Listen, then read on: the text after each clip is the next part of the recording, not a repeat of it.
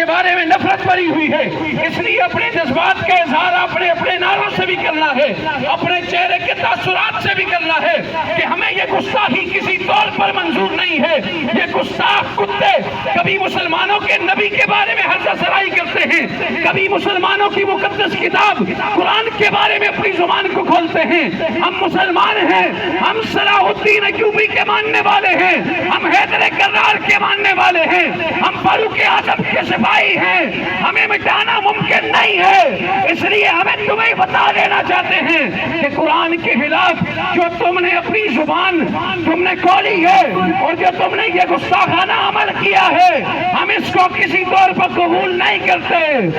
عظمت قرآن زندہ باد، عظمت قرآن زندہ باد، عظمت قرآن زندہ باد، عظمت اسلام زندہ باد، نامنظور نامنظور، قرآن کی توہین نامنظور نامنظور نامنظور قرآن کی توہین نامنظور، نامنظور نامنظور قرآن کی توہین نامنظور، نامنظور نامنظور۔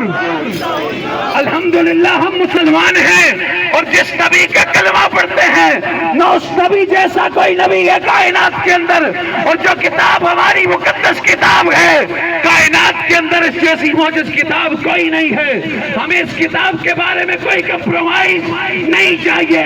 ہم محمد عربی کا کلمہ پڑھنے والے ہیں اور اسلام کے اوپر اپنی جان بھی لٹا سکتے ہیں، قرآن کے اوپر ہم اپنا خون نچھاور کر سکتے ہیں، ہم اپنے بیٹوں کی قربانیاں دے سکتے ہیں، اور ہمیں یہ آٹے اور پٹرول کے بم ہم پہ مت گراؤ۔ یہ مت سمجھو مسلمان کمزور ہیں، الحمدللہ مسلمانوں کا بچہ عظمت قرآن کا دفاع کر سکتا ہے، مسلمانوں کا بچہ ناموس قرآن کی حفاظت کر سکتا ہے۔